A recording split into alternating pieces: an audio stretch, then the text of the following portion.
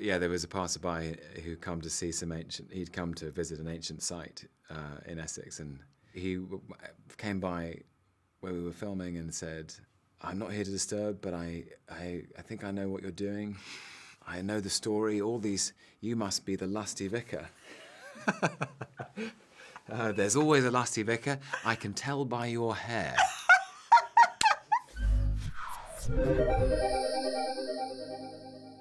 I hadn't read the book before I read the scripts, actually. I read it after and loved it. Read the scripts first, and then I got it all very short notice, so I didn't have time to read the book in depth, so I had to sort of skim it because we were filming the next week. I happened to have read it, coincidentally.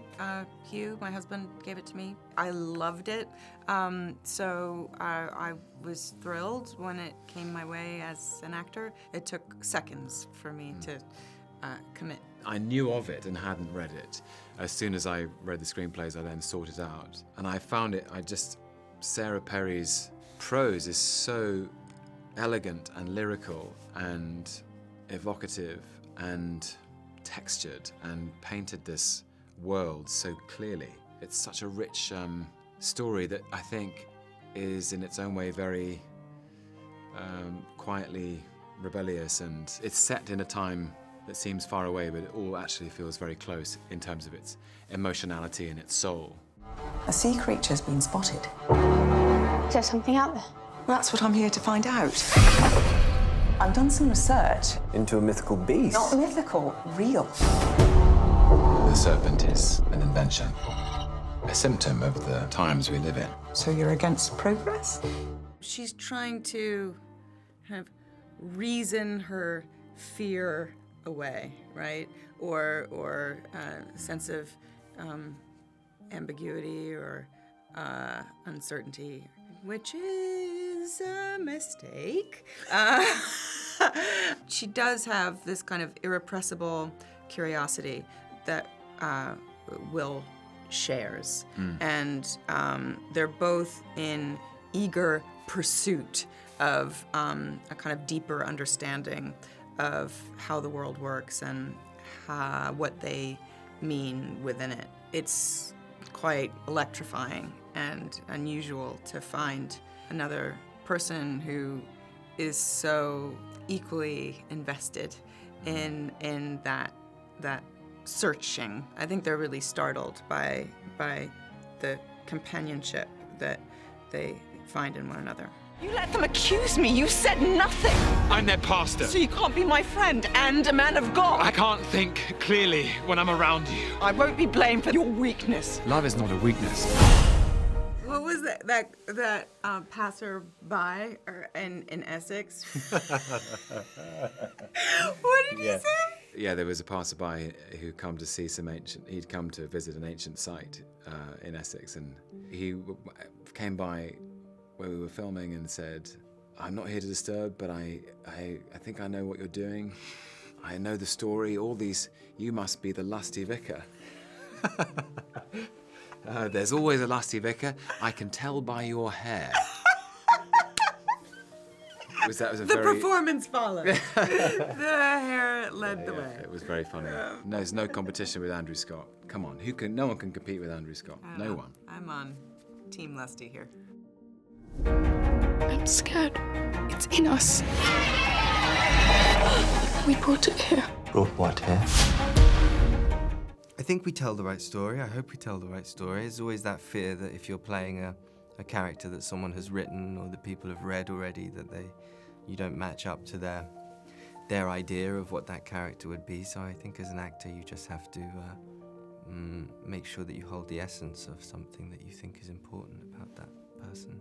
I think I wanted to start acting because I watched lots of period films growing up, and I just thought life seemed much more interesting than period films, and love seemed better, and so that was the dream, kind of. And then when I started acting, I had to kind of just play lots of versions of myself with jeans and T-shirts, and I found that quite boring. And then I got my first period film, and I thought, okay, if it stops tomorrow, then I've done that, and I've done my sort of childhood Like I've sort of realised that childhood dream. So every time I get to come back on a period film, I feel like it's quite special, and there's something very, there's something I really love about it, because it sort of brings me back to my childhood, I guess. We won't get my husband to judge you, no matter how hard you try.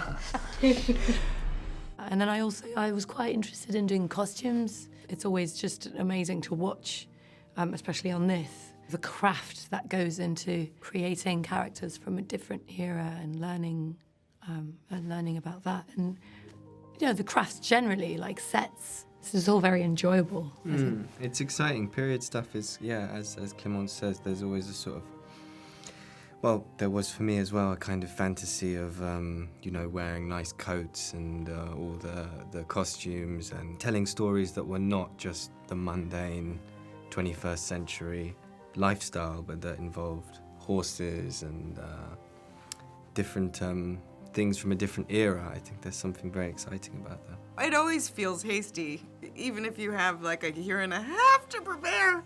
I was so thrilled to have this material to work with and to find myself in this incredibly gifted company. I mean, everywhere I turned, I was working with, you know, yet another kind of extraordinary creative person. I would just go to the graveyard, the local graveyards at night, dig up the odd corpse, drag it into the boot of my car, drive it home into my garage, and just, you know, experiment with different knives and how to operate, basically. That's a joke. No,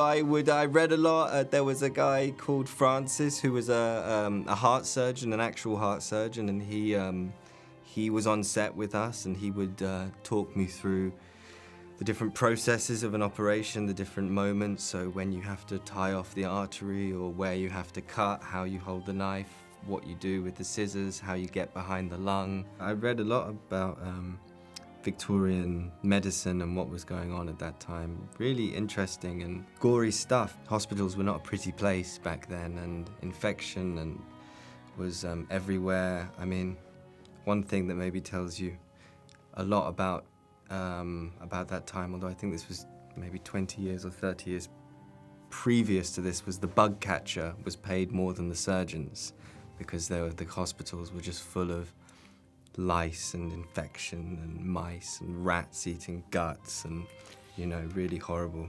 It wouldn't be unusual for surgeons or for doctors to have bits of brain and blood all over them, and they wouldn't really wash their hands, and they would go from an operation to operation, and you know, it was not for the faint-hearted.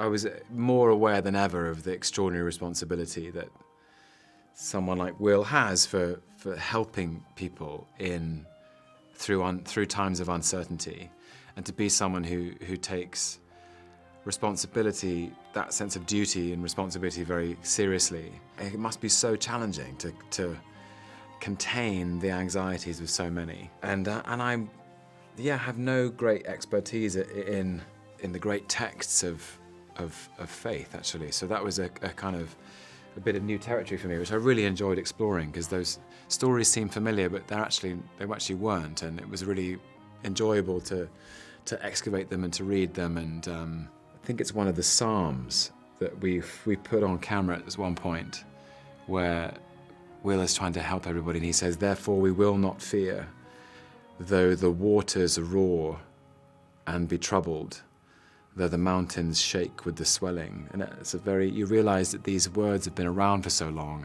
and we've all been through so much uncertainty, and it was so apt. It was so apt to what we were doing.